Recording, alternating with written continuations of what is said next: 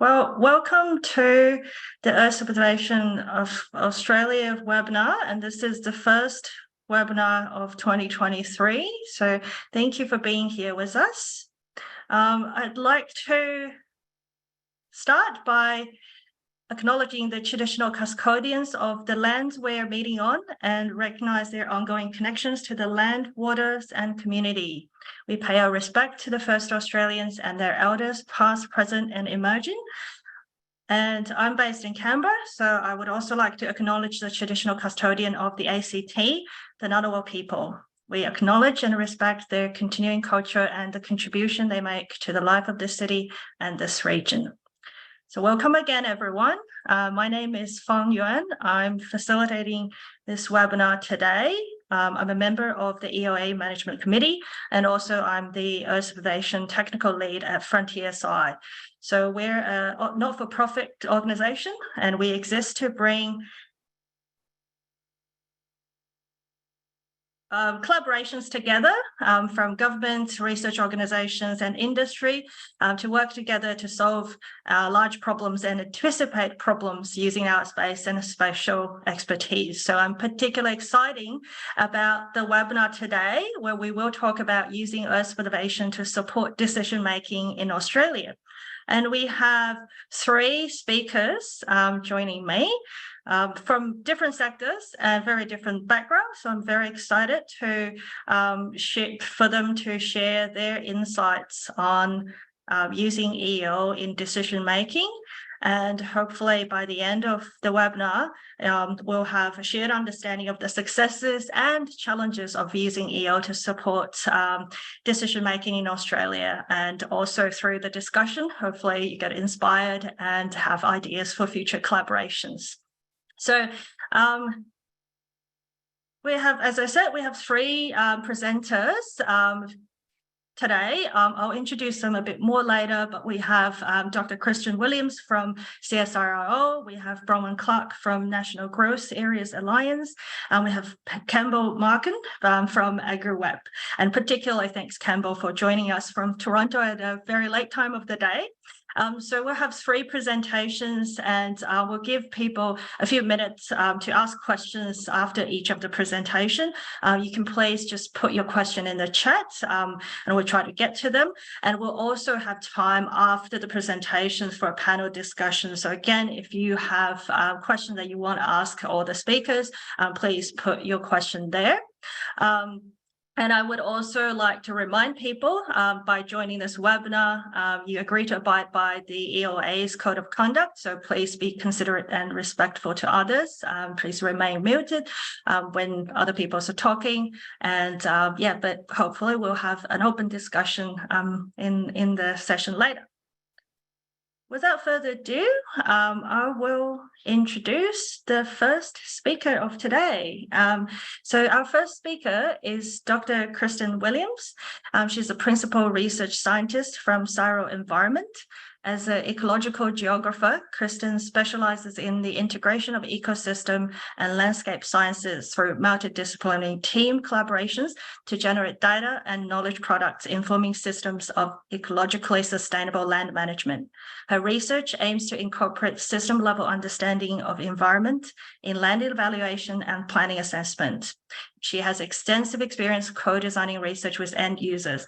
Most recently, she co-led the land chapter of the Australia State of the Environment 2021, which involved synthesizing information across a wide range of discipline. Over to you, Kristin.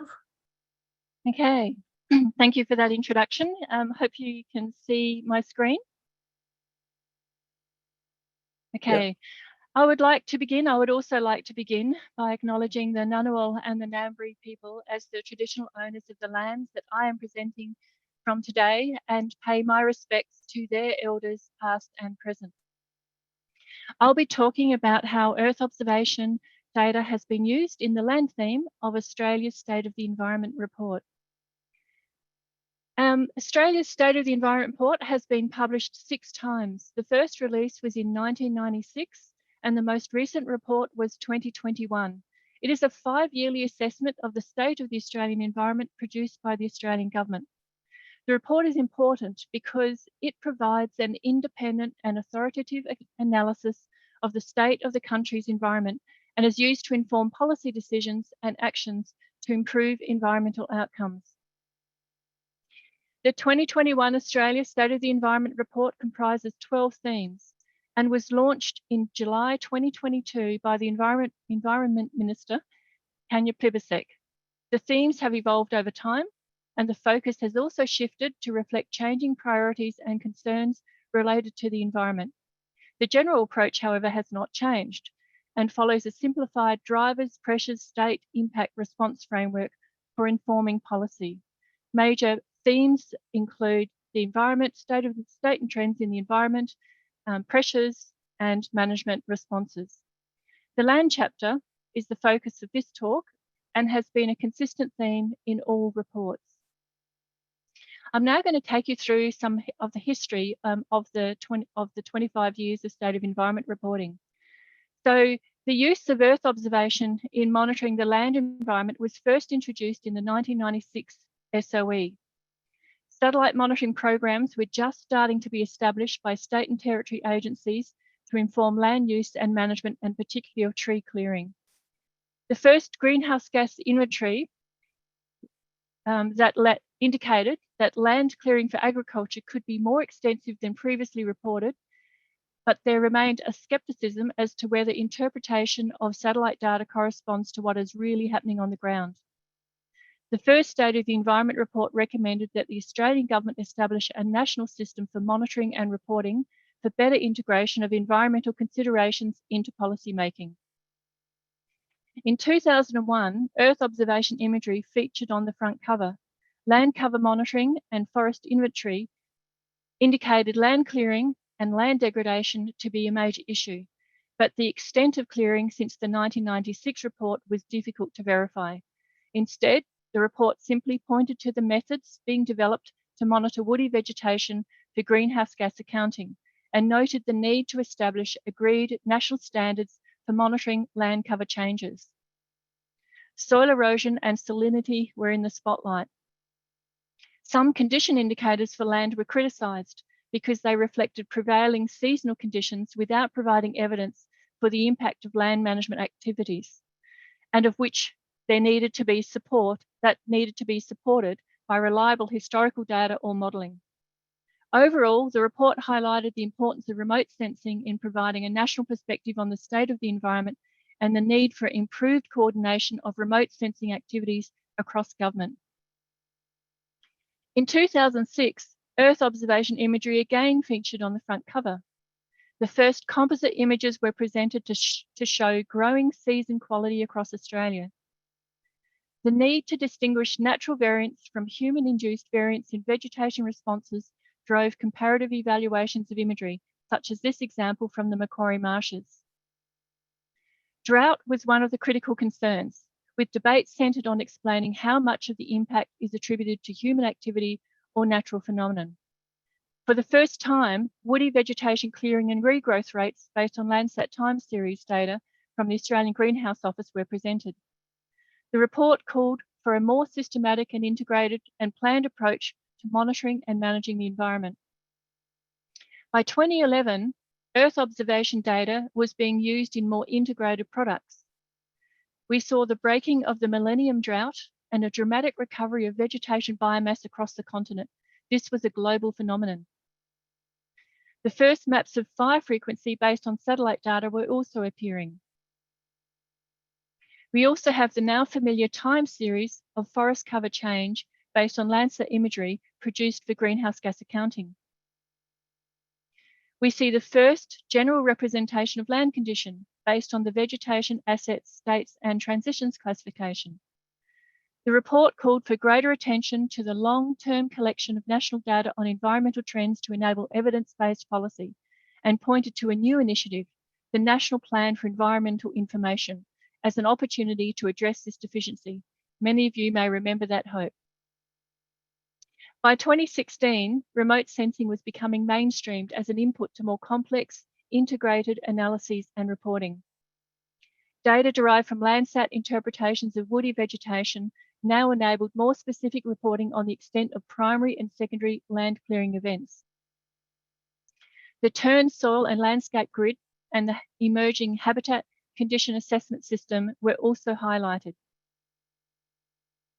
We again see images of modus cover fractions, here comparing a month in autumn as an update of the data presented in 2011.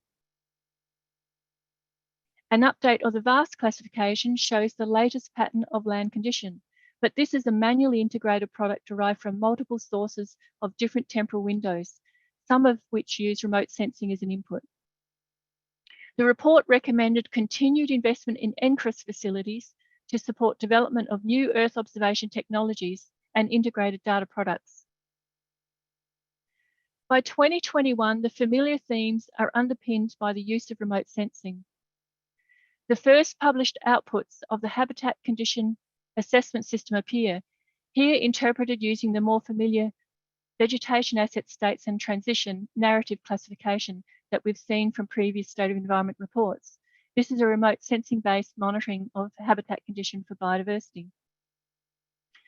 The total vegetation cover anomaly for Australia makes a reappearance. This is used as a national indicator of soil health and erosion risk. A map of above ground woody biomass in 2016 is shown. This is derived from Landsat mapping of woody and sparse woody vegetation coupled with models to estimate tonnes per hectare, which in turn is used to estimate carbon stocks for greenhouse gas reporting. The longer time series of burned area is enabling maps of the fire frequency, which inform greenhouse gas accounting. And this is under the premise of biomass recovery post-fire. The reporting on land clearing extends the picture of change, including across jurisdictions, demonstrating the effect of tightening vegetation management regulation in some regions and loosening in others. Overall, the presentation and use of Earth observation data has become more extensive, more sophisticated, and more integrated with other sources of data in each successive report. The 2021 report recommended further investing in research and development to enhance the capabilities of Earth observation technology and to improve the accuracy and resolution of integrated data products. A theme of big data, accessible data infrastructure, and the role of machine learning and artificial intelligence was emerging. In future State of the Environment reports, the next one is in 2026, we can expect to see new land and ecosystem themes founded on the principles of environmental economic accounting, underpinned by remote sensing. By successively showcasing the increasing sophistication and application of Earth observation over the past 25 years, Australia's State of the Environment reports have helped establish Earth observation as a fundamental part of environmental monitoring and decision-making in Australia. In this suite of examples, I have focused on the land theme, but across all the other themes in the State of the Environment report, there is increasing use of Earth observation to provide reporting on status and trends and pressures in the environment. Thank you for listening. And for more information about the 2021 Australia State of the Environment report and how Earth observation data was used, I invite you to read the report. Thank you. Thank you, Kristin. That's great. Actually answered one of my questions on how things have evolved over time, and it's really exciting to see. Yeah, it's so integrated and really used throughout the report now. Just checking with the audience here, does anyone have any question for Kristin?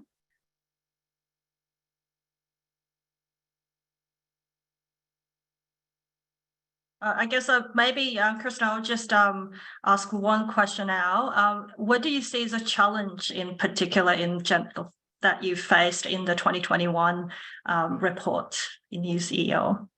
Well, one of the main challenges that I faced was making a decision about which land cover data set to use to present on the general change.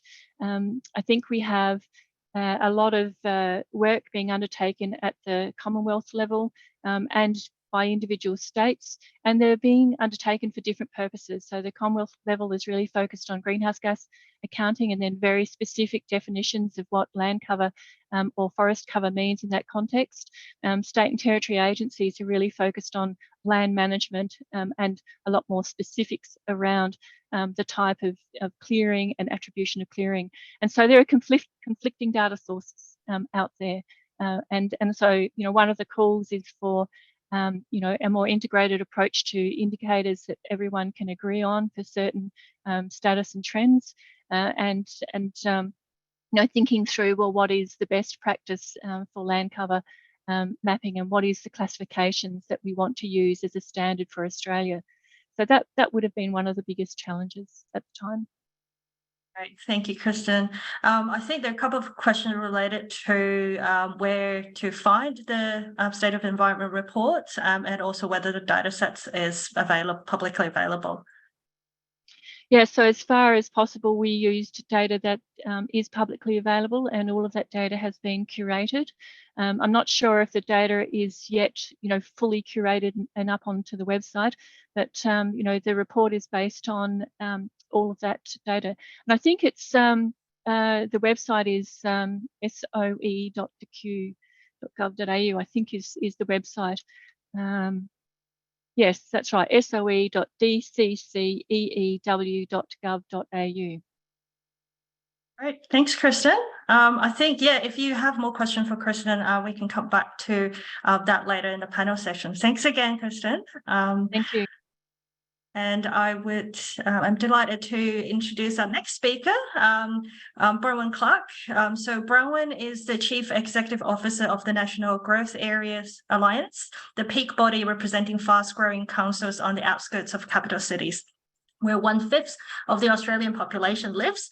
The National Growth Areas Alliance advocates to government for dedicated policy focus on Australia's fast-growing outer suburbs, and their work is supported by a national research program proving the needs for and the benefits of long-term planning and funding of critical infrastructure. And Bronwen brings advocacy, policy, and government relations expertise to the Alliance. She has consulted extensively to local government, small business, and not-for-profits, and has worked with the federal government on multilateral trade negotiations, including representing Australia at the World Trade Organization. Thank you, Bronwen. Over to you. Yeah, thank you very much, Fang. And I'll just share my screen. Is that working okay? You probably put it in presentation mode. Is that okay? That's perfect. Great, thank you. Thank you very much for inviting me along today. And I'd like to acknowledge that I'm coming to you from the lands of the Boonwurrung people of the Kulin Nations, and pay my respects to their elders past and present. And I'd like to extend that to traditional owners of those outer suburban growth areas across the country where new communities are being built every day. I'll start with a little bit about growth areas. What we mean by that are outer metropolitan local government areas. They're generally in designated growth corridors by state government. So they are the recipients of housing availability and affordability programs, predominantly greenfield sites. And our members all have at least double the national population growth rates per annum as compared to the rest of Australia. From the 2021 census, we know that 5.3 million Australians live in growth areas. So we're actually just 29 LGAs, which is less than 6% of Australia's local government areas, and we house about 20% of the population. We've had exponential growth over the past 5 years. The housing boom and the population boom has predominantly occurred in outer suburban areas. And we're projected to be a quarter of Australia's population within the next 15 years. You will have heard a lot about population growth halting during COVID, but in our areas, in the outer suburbs, that did not occur. We found migration from inner and middle ring suburbs as people realised they didn't have to live close to the office in the CBD.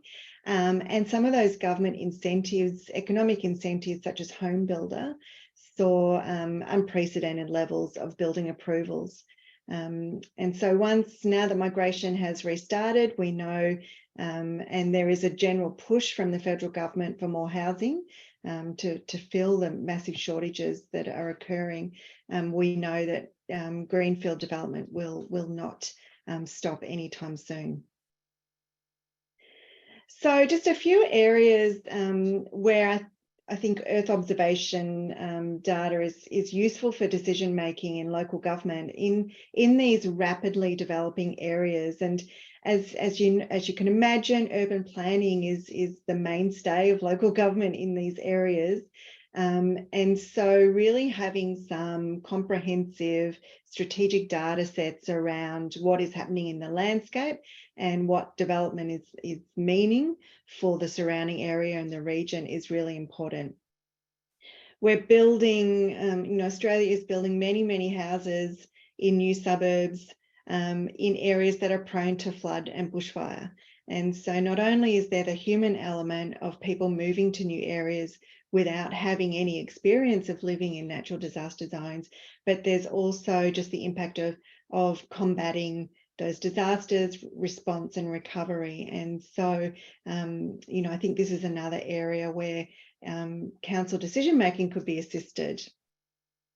A lot of our councils do studies on urban heat, and this is, unfortunately, could almost say a natural consequence of rapid development. And, most vegetation, well, all vegetation is basically removed when new suburbs are developed, and it takes time for trees to grow. So add to that the large amount of roads, concrete footpaths, and black roofs that are still somehow in fashion. We've really got some problems with urban heat. We have Penrith in Western Sydney having summer temperatures over 50 degrees, and we have, playgrounds in the northern suburbs of Adelaide reaching 80 degrees on a summer day. So again, that sort of study and the data that can be collected is really important. Coastal erosion is another one, and I'll come on to that with a little case study in a minute. And then there's just all of these other aspects of planning and land management and infrastructure and transport planning that local government is responsible for. And just being able to see how landscapes evolve and change and where population centres develop, I think is a really useful tool in helping councils make decisions for their strategic planning. I'll just run through a couple of examples, and they're both from Perth, actually. The first one is around coastal erosion in the northern suburbs of Perth in the city of Wanneroo. So there's some significant money under a grant from the state government for the city of Wanneroo to act on coastal erosion at Quinns Beach. And so what struck me about this project was I think they used a fairly, I'm not going to say unsophisticated, but I think they used a fairly traditional or straightforward way of aerial monitoring of the site.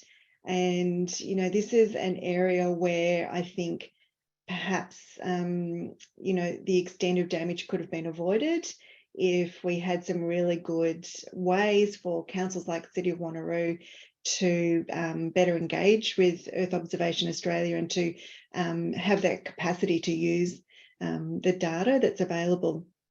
So, they had to do some really significant re-nourishment of the beaches, and the next photo will show you why this is important. And bear in mind, this sort of development is happening, in all of the coastal areas on outer suburban areas, predominantly in Perth. But these are the sorts of sites where, thousands of new houses are being built. And so you can see we're not far from the beach and the sand dunes, but, the growth and development is quite unabated. And so I think there's some really important preventative measures that could be taken if we can build that capacity in local government to use Earth observation data. Just quickly then, the next case study is from the city of Kwinana in the south of Perth, and they've done some really fantastic work on tree canopy coverage. They really needed this to have a look at their overall ecosystem and to map out where the trees were, what state they were in, and how that feeds into both a strategic planning exercise for council, but also decisions around asset maintenance, capital expenditure and operational expenditure. So a lot of council decisions would have been impacted by this work that they undertook to better understand the urban forest statistics and to get a sense of what's happening on the ground. So they did some aerial imagery as a starting point, and then were able to, and I know this is probably a little hard to see, but they were able to develop an index of the health of vegetation in the municipality. So that showed obviously where heat and shade is going to be. It showed where water was an issue. It showed where perhaps there was proposals for new parks or sporting facilities with not a tree in sight, or new housing developments that were heavily vegetated. So this was a really interesting exercise to show just, you know, if the dark red is the healthy, dense vegetation, and that's about it, to be honest. So that was just one part of the area. And then, so the outputs were, they were able to identify all the trees, match that with the known height and characteristics of the trees, and come up with a bit of a risk rating. And you can see over here, you know, thankfully, a lot of the trees in this particular area were in fairly good condition. So as I said, all of that data was migrated into a database. The depot crews then were able to use that information to develop their work plan on how to manage trees within the new municipality, and a lot of other teams within council use that, for example, open space planning or community planning. So some of the challenges, and we might go into this later, so I won't spend too much time on them, but it really is around that lack of technical capacity and the translation between data and analysis, and then synthesizing it into an implementable action. There's so many aspects of work, local government's work, that could be benefit from the data, but it really is just that capacity to be able to use it. And I think part of that capacity is that growth areas are growing so rapidly that pretty much council's focus is on the growth. And so it takes a lot of effort and strategic thought for a council to be able to step back and do something like that tree canopy exercise. And also, I think, you know, coordination between levels of government, there's definitely a role for state government to make better use of the data and make it available on more of a regional rather than individual council basis. So that's about it from me. Happy to take any questions, and please have a look at our website, ngaa.org.au, and happy to take questions. Bronwen? That's great. Does anyone in the audience have any question? I think we have Amir. Amir, do you want to just unmute yourself and speak up? Sure. Thank you, Fang, and thanks, Bronwen. Very interesting stuff to see that this message is going to be communicated with the councils. Working in this industry for around 15 years, I think, I'm not sure if we can see any slowing down trend in the kind of destroying our most valuable assets, given that in New South Wales and Victoria, as far as I'm concerned, the councils are the main bodies who make a call on stuff like floor space ratio, permits, where and you can build and where you can't, the height of building, etc. But I think we keep seeing one-story building in those growth suburbs, and how this matter should be communicated with the councils, who are actually the decision makers, and they provide the guidelines for planners. Really good question. Unfortunately, a lot of the time councils aren't the final decision makers on these things, and the state government mandates certain numbers of houses to be built in a particular area, and certainly local government tries to work with developers to come up with some better options than simply detached housing, as far as you can see. But there's a bit of a disconnect, I would say, between some of the developers and councils. So, we can say that there's definitely an appetite for 2- and 3-story buildings for medium density, and that is a growing component of development in growth areas. But predominantly what's on offer is still, single or double-story detached dwellings. So it's not slowing down either. That's the problem. It's happening faster, and it's happening on a larger scale, and will continue to do so, especially now as migration numbers increase post-COVID. Thank you. Bronwen. Yeah, I think we can probably there's similar questions, and we can come back to the more questions if we have time later. And please do post questions in the chat while we continue to our next speaker. So I'd like to introduce our last final speaker, Campbell Mauchan. So Campbell is the Vice President Partnerships from AgriWebb. And so Campbell was one of the first members of the AgriWebb team, and has since helped more than 15,000 beef and sheep producers improve their farm management through powerful farm software. So Campbell is a Canadian, and thanks again for joining us from Toronto. And so as a Canadian, Campbell spent 3.5 years in Australia working with AgriWebb in various roles across sales, success, and marketing. And Campbell led AgriWebb's expansion into the UK for almost 3 years, and brings a passion for helping livestock producers improve their farming businesses. As the VP of the partnerships, Campbell's focus is now to connect the growing number of amazing ag tech tools with the AgriWebb platform. The goal is to ensure farmers have access to opportunities that help them run a more profitable, sustainable, and efficient business. I'll hand it over to you, Campbell. Fantastic. Yeah, thanks so much, Fang, and everyone at Earth Observation Australia. Really excited to be with you all here today, and I'm dialing in from Canada, but we would like to also acknowledge or begin by acknowledging the traditional custodians on the land in which we meet today, and certainly pay our respects to the elders past, present, and future. Let's share my screen here.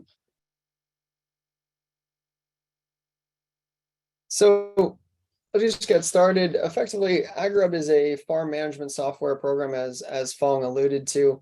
Our co-founders come from multiple generations of livestock farming in Australia. And when they returned home from short careers off farm, they were met with difficulties in terms of data collection, data usage, reporting, really accessing ways in which they could move their farm forward. And that's where AgriWebb was born. Our idea and our goal is really to empower the livestock industry and our customers, the farmers of Australia, that utilize our software platform so that they can help run more profitable, sustainable, and efficient businesses. And ultimately, when it comes down to it, what we're trying to do is take the world's leading farm management tool, which is by far that pencil and paper notebook on the left-hand side of your screen, and help farmers to digitize that by providing them a tool that works the way they do and takes the best of that pencil and paper notebook. It's simple, it's easy to use. You can use it offline when you're standing on the back of the bike, and really translate that into digital tools and digital records that can be created, and ultimately insights can be derived to push the farm forward. At a high level, our goal is to help those customers to digitize those livestock records. So as they're shifting cattle or feeding, things of that nature, to be able to take those records, digitize them on their mobile platform in a very visual and easy to use way. As you can see on the mobile device there, it's all based around that farm map. So really approachable for those farmers that are utilizing the tool. It is a kind of a layer from Google Maps that underpins the entire system.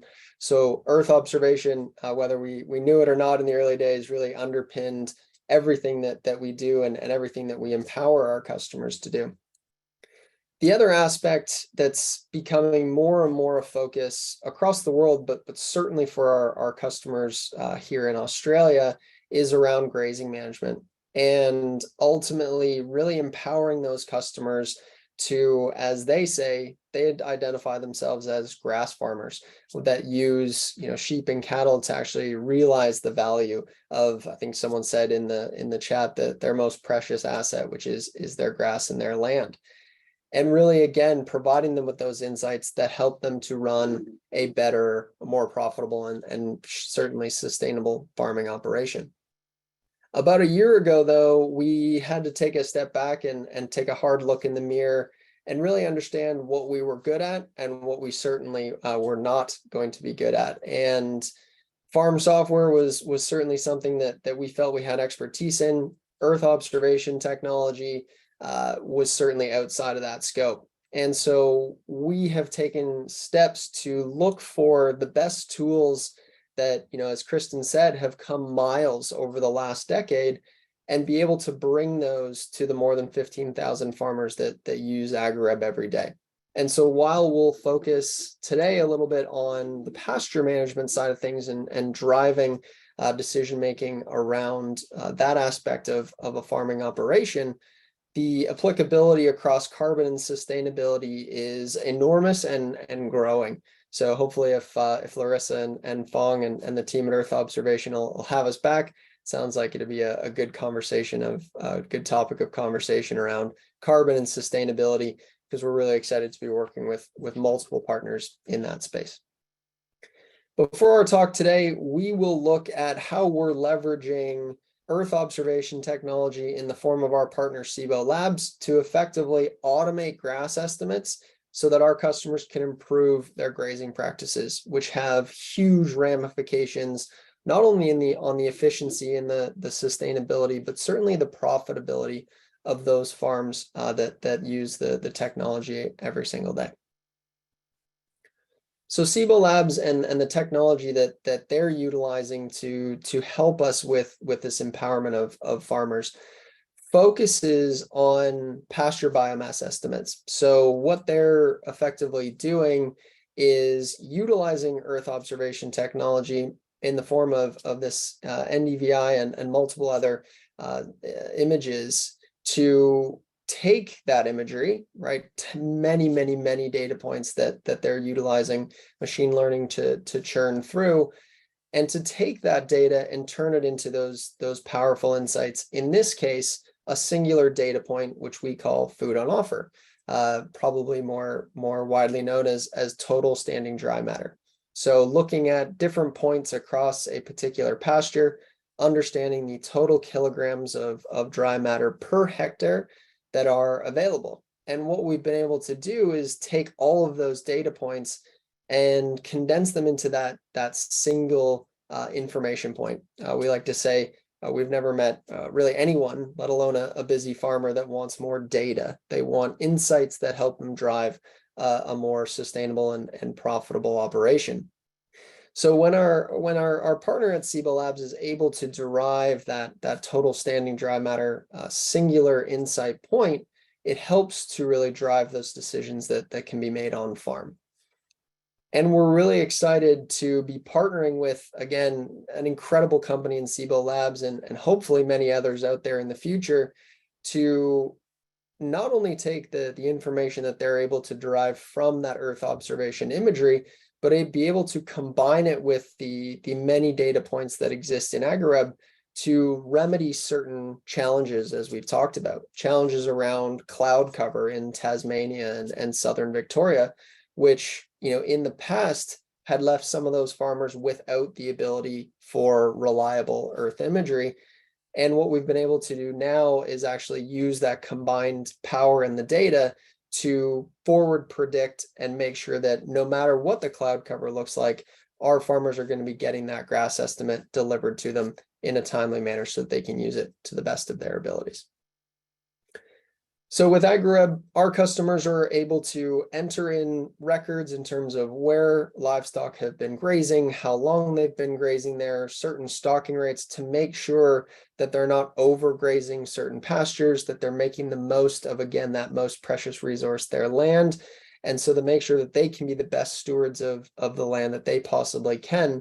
But the really exciting part is when we can use that information being derived from the team at CSIRO Labs and from that Earth observation imagery, combine it with the records that they already have within a platform like AgriWebb, and be able to give them a reliable estimate of how much grass they've got on the ground every 5 days. It really changes the way that they're managing their grass and thus managing their operation.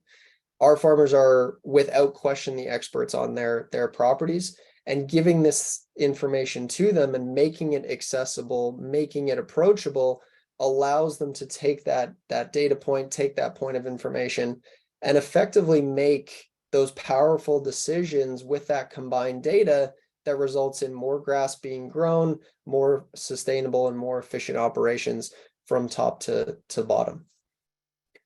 Ultimately, as always, our farmers say it far better than I can. But when we first launched this partnership and this integration with the team at CSIRO Labs, we were incredibly excited.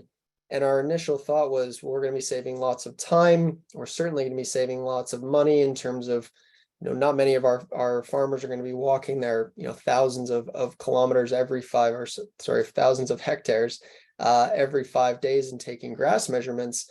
But the exciting thing for us was when we do speak to our customers, time saving and cost saving really didn't factor into the equation. It was almost a nice to have. So McNichol Livestock in Queensland, again, they describe it incredibly well. When they combine the power of digital farm records with Earth observation imagery and information, they can make those more accurate decisions. They know when to graze certain pastures, when certain pastures need a rest, ultimately being able to grow more grass and be more ready for what they describe as whenever that next drought is going to arrive. But I think the most exciting thing for me was their categorization of manual assessments. So manual grass assessments that contained bias, that had huge variances, that were never done in a timely manner. Being able to utilize this technology that's now available to them means that they have this observation data that is reliable, objective, and sure, even if it's 5 to 10% incorrect, it's still going to be better than most manual assessments that are out there. And so lastly, again, they always say it better than we do. Tools like CSIRO Labs and AgriWebb enable the objective, accurate, accessible, and timely presentation of information, which helps take the guesswork out of decision making. And this, to me, is really the exciting bit about the collaboration between the incredible people on this call, the incredible people working in an industry like Earth observation, and hopefully a company like ours that can empower those farmers across Australia to make better decisions about the land that they're presiding over. So that would be the really exciting thing for me, is to hear from Bronwen and Kristin about what technology is out there, what might be becoming available, and if there's anybody on the call that is working on a product that might be of interest, please get in touch. We're always excited about the new pieces of technology that are out there to help empower the farmers of Australia. And if there's any questions, happy to answer those, but thank you again for having me. Campbell, it was really interesting, particularly that user perspective. I think we have a quick question in the chat about whether the app integrates geofencing to monitor or direct cattle to the paddock of choice. Great question. So at the minute, we really started 7 years ago when that technology just wasn't available full stop. And the step change that our users have gone through is the writing down movements in a pencil and paper notebook to now being able to do that digitally. And that's a huge step change to knowing how many days they've been in a particular pasture, when to move them next, who moved them, all of that information that might have been lost for generations before that. So we are hopefully going to be integrating a technology like a geofencing through the AgriWebb platform. There's some really exciting new technology coming into place that's both GPS tags for the cattle and sheep, as well as that geofencing. But for now, the big step change is digitizing those records, allowing our customers to easily move animals from pasture to pasture digitally, as well as they do it physically. But yes, I think the space is definitely in its infancy. So we're really excited to explore all of those different options coming into play. And the exciting bit is some of the Australian companies are the leaders. Sarah's Tags out of Australia is a great example of technology like that. Great, thanks for that comment. So I see that there are quite a bit of exchanges in the chat. So I'll probably borrow one question, I think, from Maggie from early on, but maybe this is something that all the speakers can comment on. Is Campbell, like, as I mentioned, that user perspective is really interesting, and you alluded to the specific information that the user appreciates the EO data provides. So from your perspective, I guess, do you want to share any further information about particular user feedback that you've received? And also, I guess, in the decision making you're doing in your organization or help the users to do, what kind of are the key considerations in choosing a EO data or product? And I guess if for the other speakers as well, whether you have received any feedback from the users on the information you've provided through EO data. Campbell, I'll probably ask you to comment first.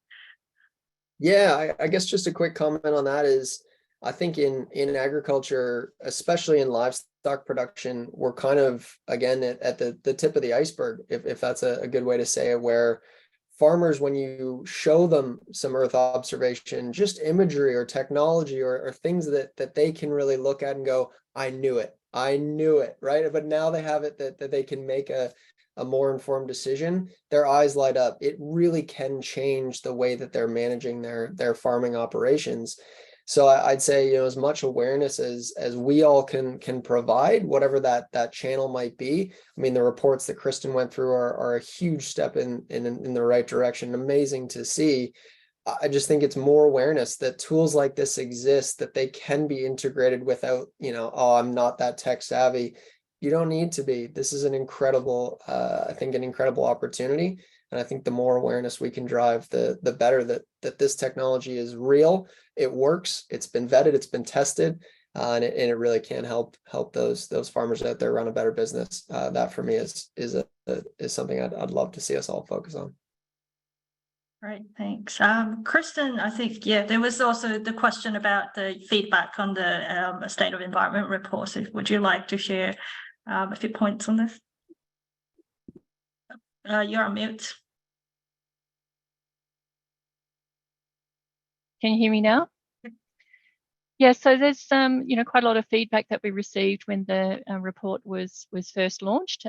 Obviously it's not going to put everything in the best light, and so there will be some sectors that feel like the report hasn't been comprehensively covered, some of the areas that are of most importance to them, and others that will be interested in what the outcomes are. So you can't satisfy everyone, and we can't put everything in the SOE report. We do as best as we can in a balanced way, but what we can provide in the report is information on the state of the environment from Earth observation that is nationally consistent is mainly what we're looking for. Occasionally, if we don't have that, we can do examples of how things might have been done in a certain jurisdiction and produce case studies to indicate what might be coming on down the track. So I think it's generally positive. Certainly it is of specific interest to the Commonwealth Government because it helps them look at what sort of policy or changes they may need to think about. It's informing these sorts of things. It's not a driver. It's only collating what information is already available and published. Right. I think there's a comment in the chat as well on the independent validation, the importance of that, and also nice to have the errors published. Hopefully you agree on that. Oh yes, of course. And there's always a need for more information. There are weaknesses in data. We need more ground data. We need better artificial intelligence and machine learning models, and more integrated outputs. So yes, there's a lot more to be done. But the big data theme, and for governments to cope with big data, so what institutions are being set up like Geoscience Australia and CSIRO, and some of our national research infrastructures that are really starting to focus on that big data question and how to get information out into the public domain. Thanks, Kristin. Bronwen, do you want to share from your perspective what users look for? And Sure.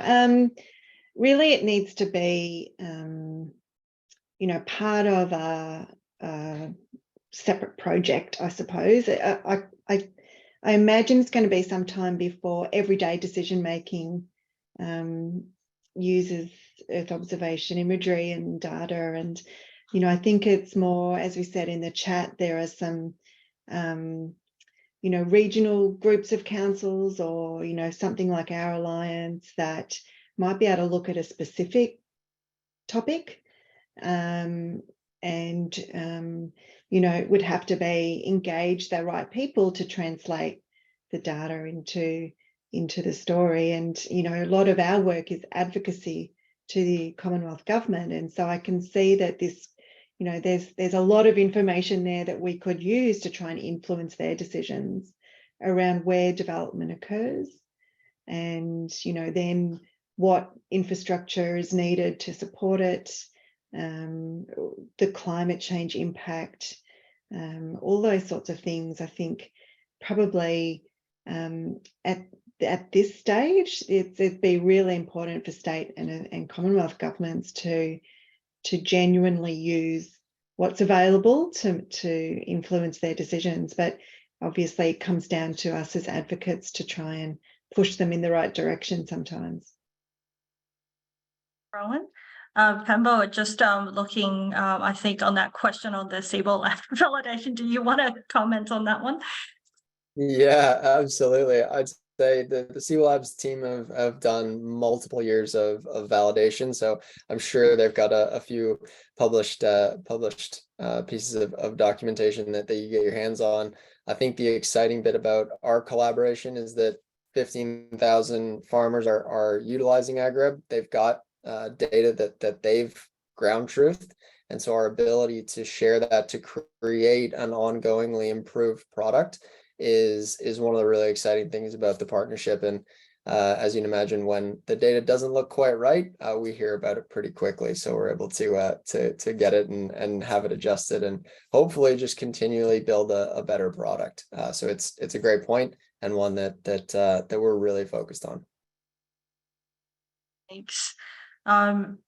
I think one of the other themes that seems like coming up in the chat is really about collaboration or coordination across different jurisdiction or across different partners. So maybe that can be our next question for all of our panelists.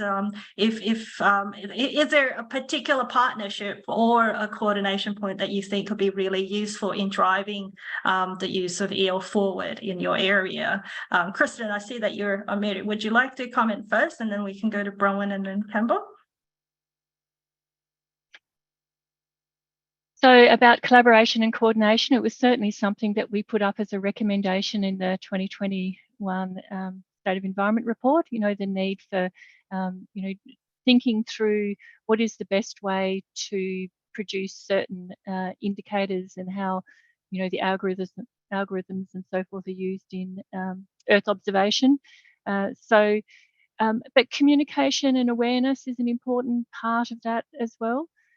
So yes, definitely a need for more coordination, I think, you know, between the state and the Commonwealth around the types of EO data to really get behind, and for consistency, you know, across scales from the local to the national scale for reporting, I think would be a useful thing to have.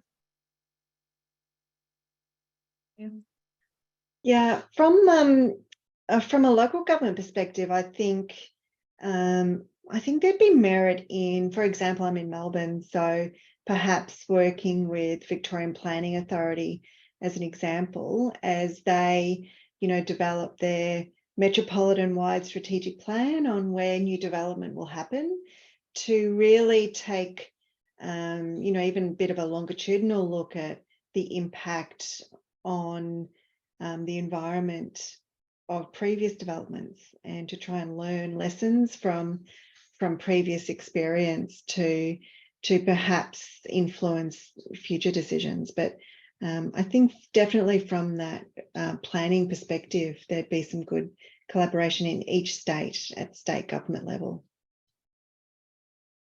Yeah, and I think also Megan has commented in the chat as well on the the technical difficulty that you alluded to, and whether that further collaboration would help remove some of that barrier as well.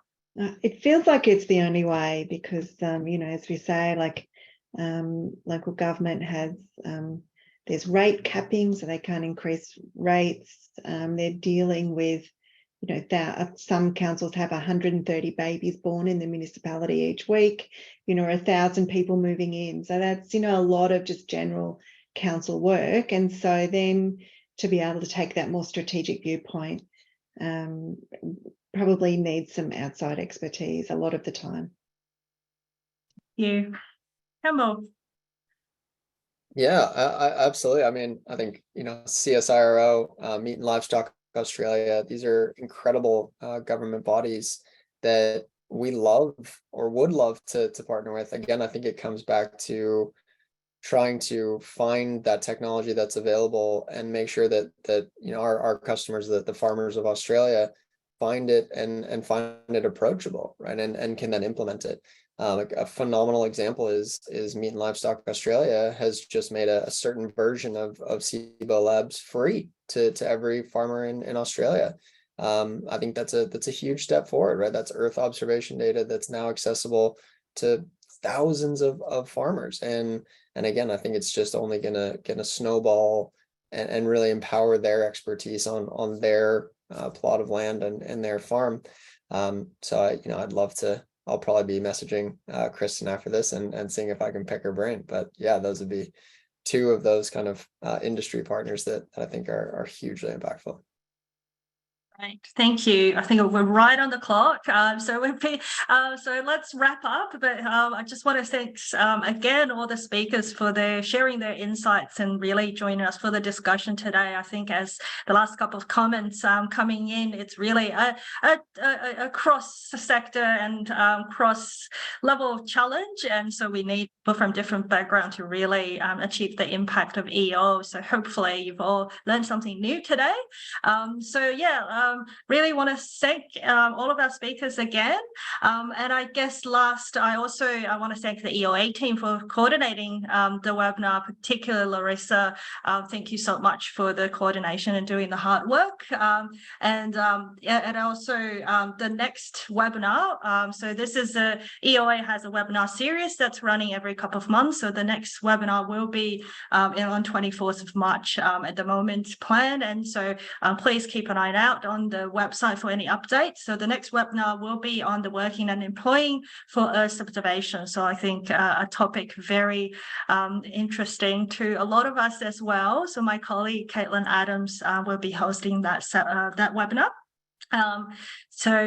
Thank you again, everyone, and enjoy the rest of your day or evening or night.